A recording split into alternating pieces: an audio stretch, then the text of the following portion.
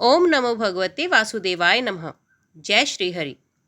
आपके अपने चैनल जय माँ कंजक में आपका बहुत बहुत स्वागत है। माता रानी की कृपा आप और आपके परिवार पर सदा सर्वदा बनी रहे। आज की वीडियो में आपके सामने पुरुषोत्तम मास यानी कि अधिक मास महात्म्य का अध्याय 8 प्रस्तुत करने जा रही हूँ। उम्मीद करती हूँ वीडियो आपको पसंद आएगी। जय श्री हरि। सूत जी बोले, हे तपोधन, विष्णु और श्री कृष्ण के संवाद को सुन संतुष्ट मन नारद नारायण से पुण्य प्रश्न करने लगे। नारद जी बोले, हे प्रभु, जब विष्णु बैकुंठ चले गए तब फिर क्या हुआ? कहिए। आदि पुरुष कृष्ण और हरिसूत का जो संवाद है वे सब प्राणियों को कल्याणकर है। इस प्रकार प्रश्न सुन फिर भगवान बद्री नारायण जगत को आनंद देने वाला बहुत आख्यान कहने लगे। श्री नारायण जी बोले, तदंतर विष्णु बड़े प्रसन्न होकर बैकुंठ को चले गए और वहां जाकर हे नारद अधिमास को अपने पास ही बसा लिया। अधिमास बैकुंठ में वास पाकर अत्यंत प्रसन्न हुआ और 12 मासों का राजा होकर विष्णु के साथ रहने लगा। 12 मासों में मलमास को श्रेष्ठ बनाकर विष्णु मन से संतुष्ट हुए। हे मुने, अनंतर भक्तों के ऊपर कृपा करने वाले भगवान युधिष्ठिर और द्रौपदी की ओर देखते हुए कृपा करके अर्जुन से ये बोले। श्री कृष्ण बोले, राजा शार्दूल, हमको मालूम होता है कि तपोवन में आकर आप लोगों ने दुखित होने के कारण पुरुषोत्तम मास का आदर नहीं किया। वृंदावन की शोभा के नाथ भगवान का प्रिय पात्र पुरुषोत्तम मास आप वनवासियों का प्रमाद से व्यतीत हो गया। भीष्म, द्रोणाचार्य, कर्ण के भय से संत्रस्त मन आप सब लोगों ने भय और द्वेष से मुक्त होने के कारण प्राप्त पुरुषोत्तम मास का ध्यान नहीं किया। कृष्ण द्वयोपन व्यास देव ने से प्राप्त विद्या के आराधन में तत्पर रणवीर अर्जुन ने इंद्रकील पर्वत पर चले जाने पर उसके वियोग से दुखित आप लोगों ने पुरुषोत्तम मास को नहीं जाना। अब यदि आप ये पूछें कि हम क्या करें, तो मैं यही कहूँगा कि भाग्य का अवलंबन करो।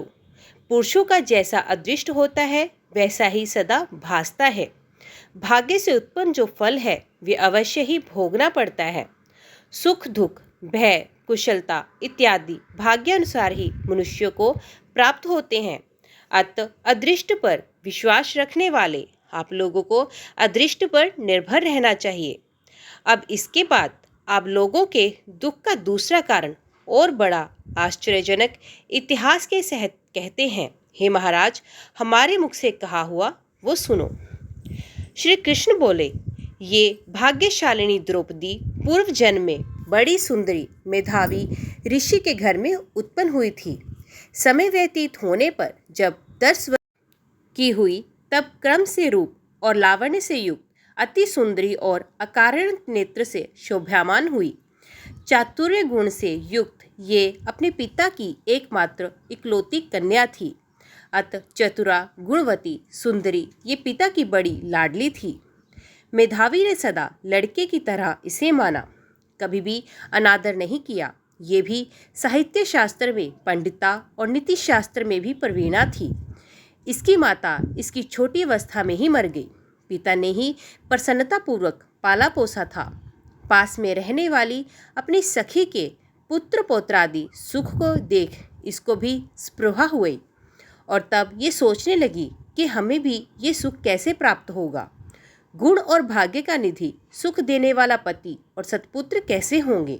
इस प्रकार मनोरथ विचारती हुई सोचने लगी, पहले मेरा विवाह उपस्थित था परंतु भाग्य ने बिगाड़ दिया। अब क्या करने से अथवा क्या जानने से एवं किस देवता की उपासना करने से या किस मुनि की शरण में जाने से अथवा किस तीर्थ का आश्रय करने से मेरी मनोकामना पूर्ण होगी। मेरा भाग्य कैसा सो गया, कोई भी पति मुझको वरण नहीं करता। पंडित भी मेरा पति मेरे ही दुर्भाग्य से मूर्ख हो गया, बड़ा आश्चर्य है। विवाह का समय उपस्थित होने पर भी मेरे समान वर को पिता ने नहीं दिया। मैं अपनी सहेलियों के बीच में प्रमुख हूँ, परंतु कुमारी होने के कारण पति दुख से पीड़ित हूँ। जैसे मेरी सखियाँ पति सुख को भोगने वाली हैं वैसे मैं नहीं हूँ। मेरी भाग्यवती माता क्यों पहले मर गई। इस प्रकार चिंता से व्याकुल कन्या मनोरथ रूप समुद्र के मोहरूप जल में निमग्न हो शोक मोहरूप लहरों से पीड़ित हो गई। इसके पिता मेधावी ऋषि भी कन्यादान के लिए कन्या के समान वर ढूंढने के हेतु देश विदेश भ्रमण करने के लिए निकले, परंतु कन्या के अनुरूप वर ना मिलने से अपने मनोरथ में निराश हुए। कन्या के और अपने भाग्य से कन्या दान रूप संकल्प के पूर्ण ना होने से दैवयोग के कारण बड़ा भारी दारुण ज्वर उन्हें हो गया। सब अंग ऐसे फूटने लगे जैसे समस्त अंग टूट फूट कर अलग हो जाएंगे और ज्वर की ज्वाला से व्याकुल हुए श्वासोश्वास लेते महादारुण मूर्छा से मदिरापान से उन्मत्त की तरह पैर लड़खड़ाते गिरते पड़ते किसी तरह घर में आए और आते ही पृथ्वी पर गिर पड़े। भय से विह्वल कन्या जब तक पिता को देखने आए तब तक कन्या को स्मरण करते हुए मेधावी मुनि मरणासन्न हो गए। भाग्य के फल रूप बल से एकाएक कांपने लगी और कन्यादान प्रसंग से उठा हुआ जो महोत्सव था वे जाता रहा। तदंतर पहले किए हुए गृहस्थाश्रम धर्म के परिश्रम के प्रभाव से संसार वासना को त्याग कर भगवान में चित्त को लगाने लगे।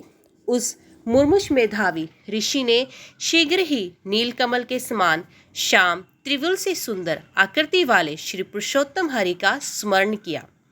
हे राम के स्वामी, हे राधा रमण, हे प्रचंड भुजदंड से दूर से ही देवताओं के शत्रु दैत्यों को मारने वाले, हे अति उग्र दावानल को पान कर जाने वाले, हे कुमारी गोपिकाओं के उतारे हुए वस्त्रों को हरण करने वाले, हे श्री कृष्ण, हे गोविंद, हे हरि, हे मुरारी, हे राधेश, हे दामोदर, हे दीनानाथ, मुझ संसार में निगमगन की रक्षा कीजिए।